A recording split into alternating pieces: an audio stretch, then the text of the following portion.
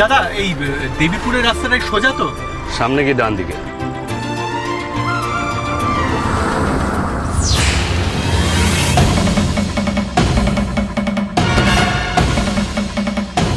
Sir, গাড়ি দেবীপুরের দিকেই আগাচ্ছে। ওদের ফলো কর আর আমার ওদিকে লোকেদের খবর দে, মনে থাকে যেন যেভাবেই হোক ওদের আটকাতে হবে। ওকে স্যার, সব হয়ে যাবে।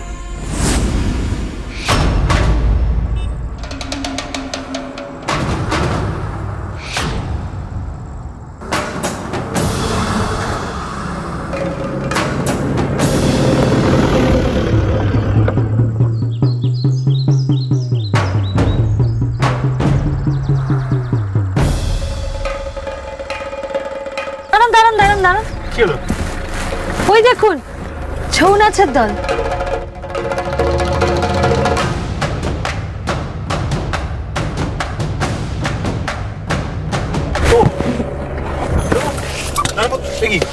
কি করছেন? আরে নেমে পড়লেন কেন? আরে চেনেন না জানেন না আপনি কি নাচতে চলে গেলেন?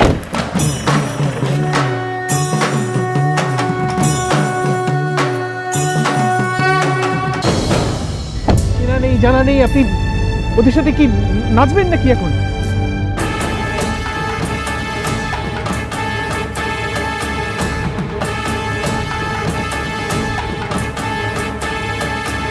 আপনি এখানে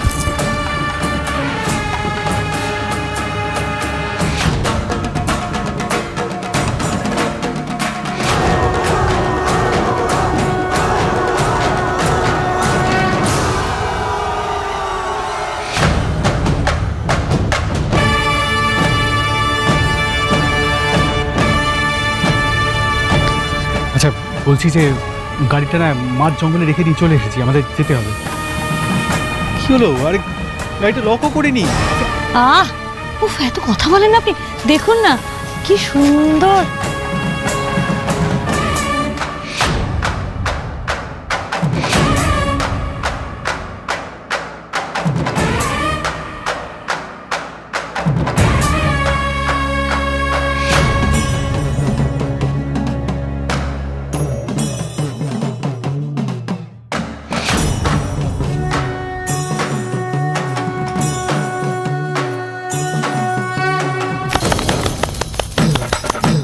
চলুন চলুন, এবার চলুন। এবার তো হয়ে গেছে, আর কিছু দেখার নেই। আবার কথা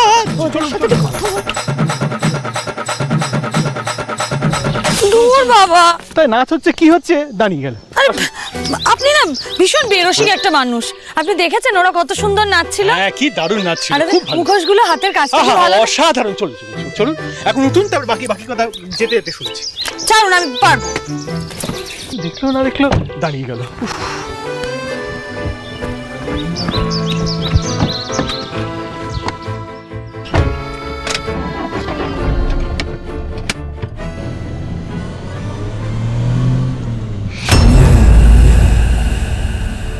কাজ হয়ে গেছে বাবু।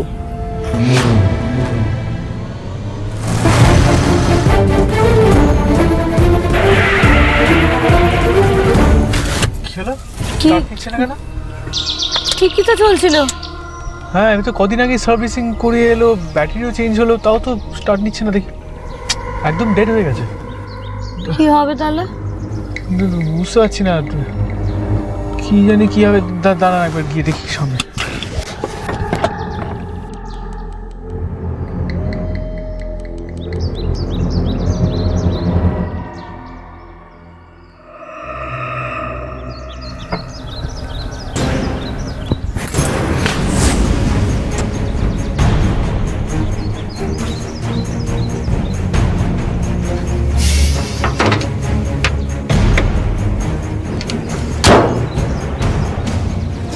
না, এই যা অবস্থা, মনে হচ্ছে না গাড়ি স্টার্ট হবে। আর এই তো আমি ঠিক করতে পারবো না, প্রপার মেকানিক লাগবে। এই মরেছে। এবার কি হবে? এখানে এত সন্দেহ হয়ে যাবে বৃদ্ধিমান বাবু। যেখানে বাঘের ভয় সেখানেই সন্ধে হয়। মনে হচ্ছে সিচুয়েশনটা সত্যি হতে চলেছে। দাঁড়ান, দেখছি কিছু তো একটা করতে হবে। আশেপাশে গিয়ে যদি কিছু পাওয়া যায়।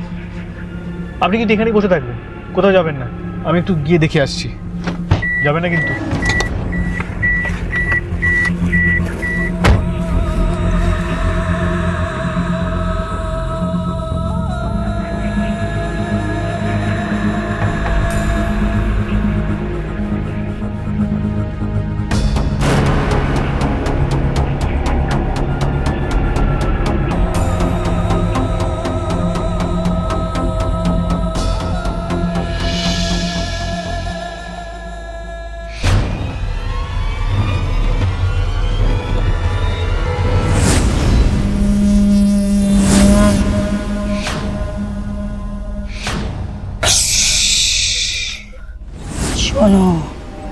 যত তাড়াতাড়ি সম্ভব এখান থেকে পাইলে যাও, তাহলে বেঁচে ফিরতে পারবে না, মরে যাবে। পালাও, শিগগিরই পালাও, পালাবো কেন? শেষ করে দেবে তোমাদের। পালাও! মানে কে শেষ করে দেবে আমাদের? কি বলছেন আপনি? এ কি,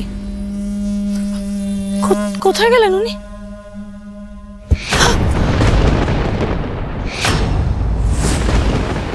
আপনি? হ্যাঁ আমি, মানে আমি থাকবো না তার কে থাকবে এখানে? কাকে খুঁজছেন আপনি? ওই মহিলা, উনি কোথায়? ওই মহিলা কোথায় গেলেন? এই তো ছিলেন এক্ষুনি। কোন মহিলা? কার কথা বলছেন আপনি? একটা বয়স্ক মহিলা একজন, উনি এলেন। আমি না গাড়ি থেকে নেমে দাঁড়িয়েছিলাম, তো উনি হঠাৎ আমার মুখটা এসে চেপে ধরলেন, তারপর বললেন এখান থেকে পালিয়ে যাও, বিপদ হবে। কিন্তু উনি আপনি আসার আগে কি করে উধাও হয়ে গেলেন? আমি তো এটাই বুঝতে পারছি না, উনি গেলেন কোন দিকে? আরে কোন দিকে যাবেন আপনি বুঝতে পারছেন? এই জঙ্গলের মধ্যে তো ট্রেল দেখতেই পাচ্ছেন, একটাই আছে, আর আমি তো ওই দিক থেকেই এলাম, তাহলে তো কাউকে দেখতে পেতাম। স্পষ্ট।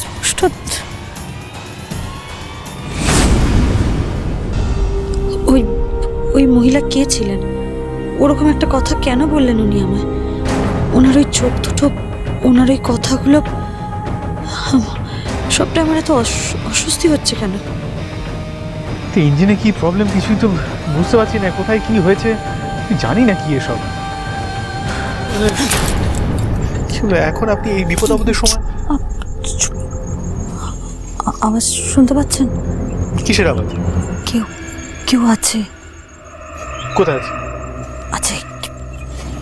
কার কথা বলছি? কি আরে বাবা, কি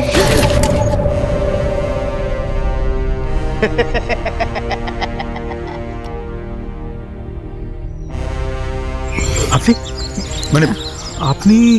আমি গায়ের লোক গো বাবু। ও গ্রামের লোক? তার মানে তার মানে আশেপাশে কোনো গ্রাম আছে? আগে পাশে নয়, একটু দূরে গ্রামে আমার বাড়ি। জঙ্গলে মধু পাড়তে গেছিলুম গো।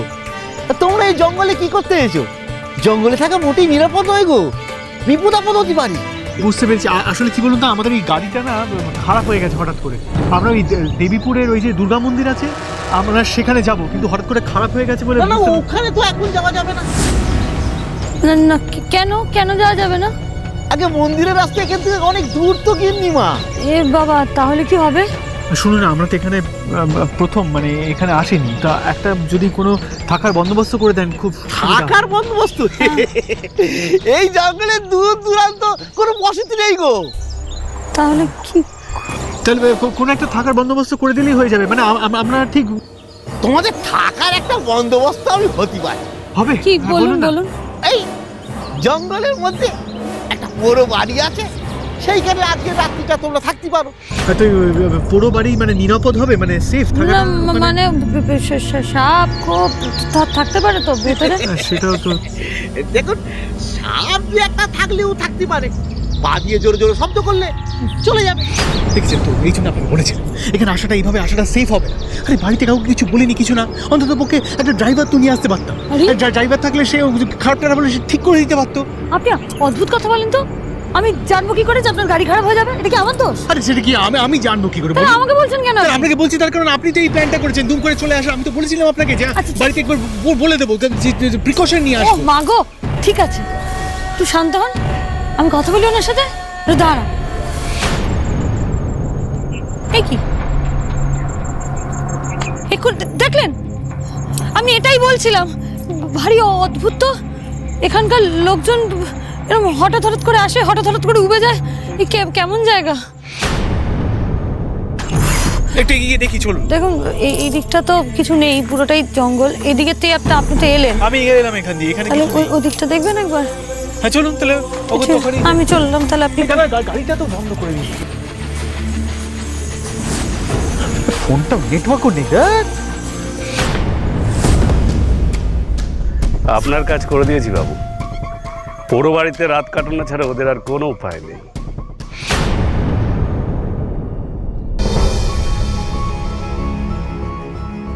না, ঋদ্ধি খড়ি কারুর ফোনই তো পাওয়া যাচ্ছে না, পরিষেবা সীমার বাইরে বলছে। দাদু, আমিও কিন্তু অনেকবার ট্রাই করেছি, আমিও পাচ্ছি না ওদের ফোনে।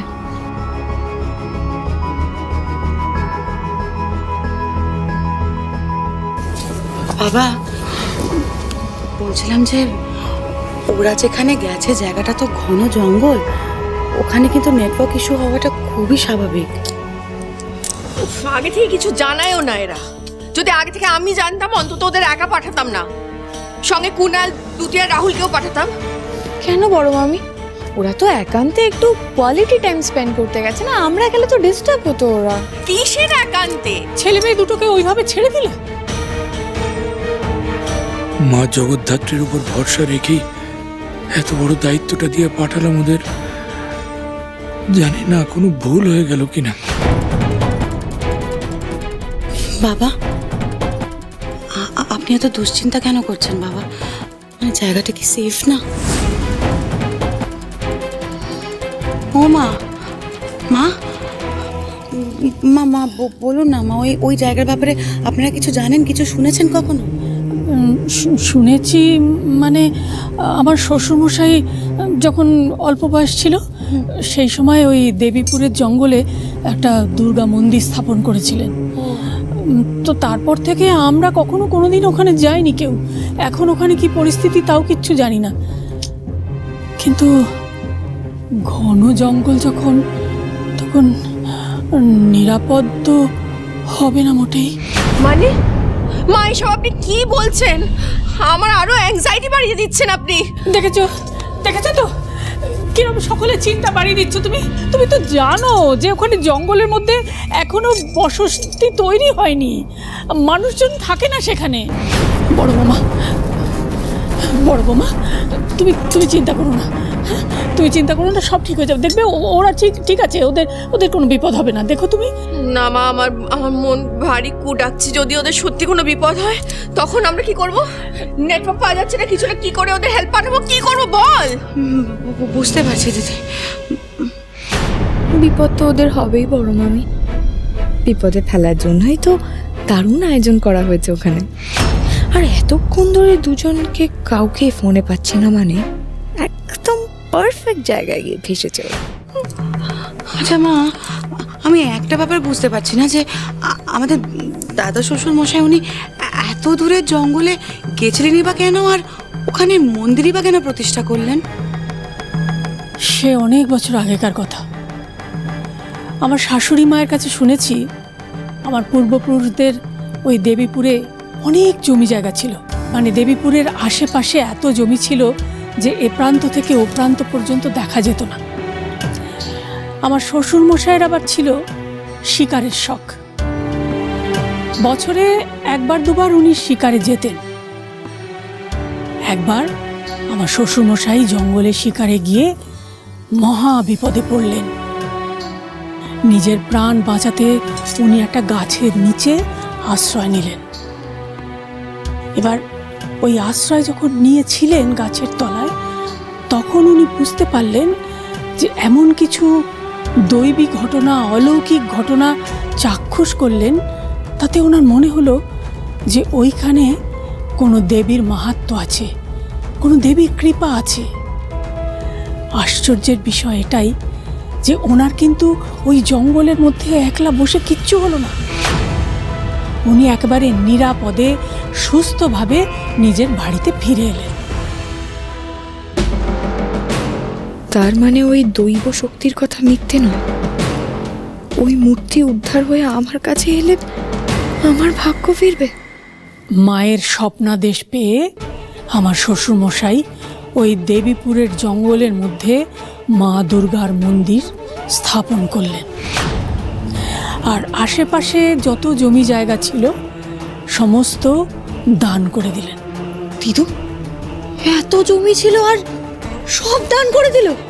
হ্যাঁ, মায়ের আদেশ না মেনে কি পারা যায় বলো তো?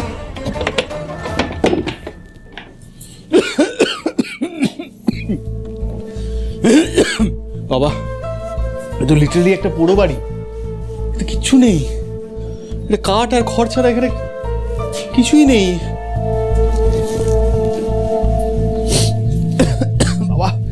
নোংরা। আমি জানতাম এরকম কিছু একটা প্রবলেম হয়। আপনার কথা শুনে না আমি ভেসে গেছি এখানে। আপনার কথা শুনে হুট করে জঙ্গলে চলে আসাটাই আমার ভুল ছিল, জানেন তো। বাহ, শুনুন, সব বিষয় না আমাকে দোষ দেওয়াটা বন্ধ করুন। আমার জন্য হয়েছে, যা হয়েছে আপনার জন্য হয়েছে। আমার জন্য? হ্যাঁ, আপনার জন্য না তো কার জন্য? আপনি জানতেন না যে আমরা এত দূরের একটা রাস্তা আসবো, গাড়িটা একটু দেখে শুনে রাখতে পারিনি আগে? হ্যাঁ, দুপা চলতে না চলতে একবার ঝাঁকিয়ে বন্ধ হয়ে যায়। আর সেটা তো আপনাকে আমি বললাম, এটা আমার কি দোষ? আর গাড়িটা কদিন আগে সার্ভিসিং হয়ে এসেছে, আমি কি জানবো যে খারাপ হয়ে যাবে? এই ইটস জাস্ট আ মিসহ্যাপ, আমার কোনো দোষ নেই এতে। কমতে বলে দিলাম আমার দোষ। আচ্ছা ঋদ্ধিমান বাবু, ওরা বললো না যে এখানে কেউ থাকে না? কিন্তু দেখুন যেভাবে জিনিসপত্র রয়েছে তাতে তো মনে হচ্ছে এখানে লোকজন থাকতো।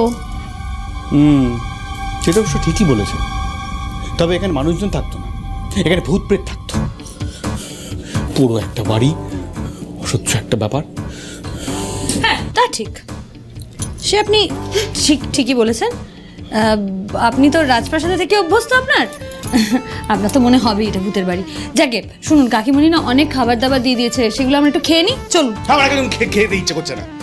আমি কি খাবো? এখানে মনে হচ্ছে আমি কারোর খাবার হয়ে যাবো। প্লিজ দেখুন, আমি আপনার জন্য এই বাঘের ডিনার হতে চাই না। বাঘ ভাল্লুক সব আছে আমার মনে হচ্ছে, আমি খাবার হয়ে যাবো।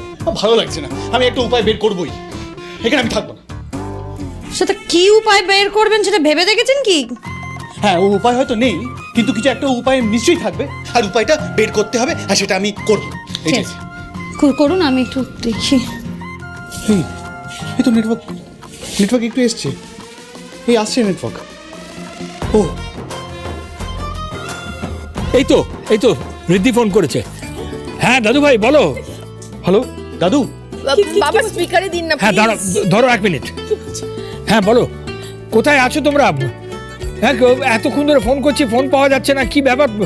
হ্যাঁ আর বলো না, আমরা দেবীপুরে এসেছি, আর এখানে এসে গাড়িটা খারাপ হয়ে গেছে। তারপর মাঝ রাস্তায় নেবে, মানে জঙ্গলের মধ্যে নেবে আর কি, আমরা সামাও একটা ওই পুরো বাড়ি টাইপের একটা পেয়েছি, তো সেখানে এসেছি। ওখানেই নাইট স্টে করতে হবে, এখনো তো উপায় নেই।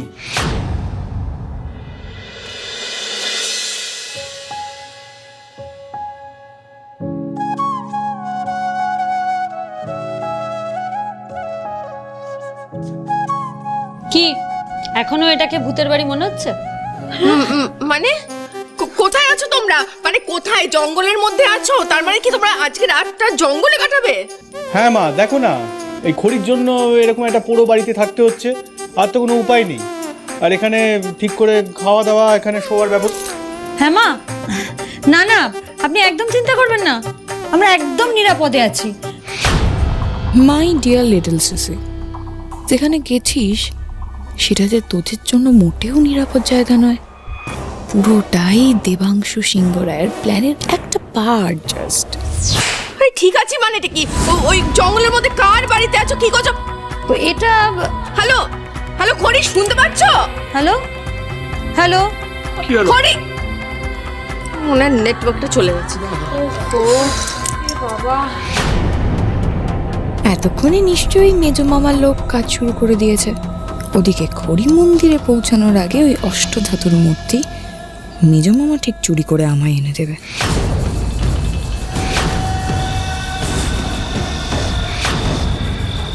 সত্যি আপনি না সবসময় বলেন যে আপনার নাকি আমার থেকে বেশি বুদ্ধি, এই আপনার বুদ্ধির নমুনা? হ্যাঁ, বেশি বুদ্ধি।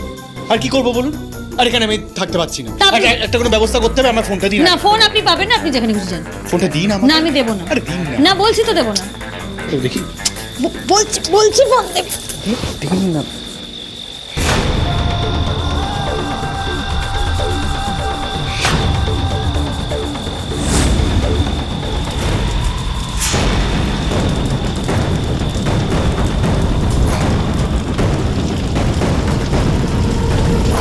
কাজ হয়ে গেছে বাবু। ফাইনালি ওই অষ্টধাতুর মূর্তি এবার আমার হবে। আর ওই মূর্তি যার কাছে থাকে তার তো ভাগ্য ফিরে যায়। কাজে সিংহরায়দের কুলদেবীর আশীর্বাদ ও কৃপা এবার এই দেবাংশুকেই রাজা করে দেবে। আর দিকে ঋদ্ধি আর খড়ি ওই দেবীপুরের জঙ্গলে পুড়ে ছাই হয়ে যাবে আজ।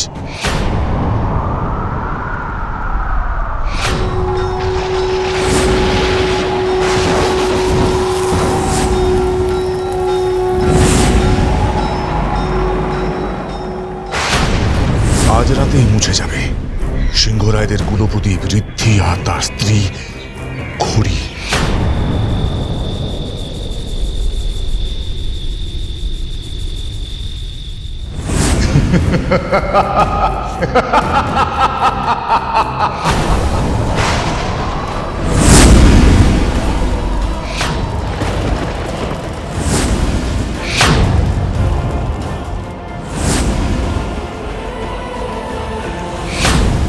আপনাকে আমি বলছিলাম না মা জগদ্ধাত্রী আমাদের পথ দেখাবেন, আমার মনে হয় মা আমাদের পথ দেখিয়েছেন। হয়তো এই মন্দিরের ভিতরেই আমাদের অষ্টধাতুর মূর্তি আছে।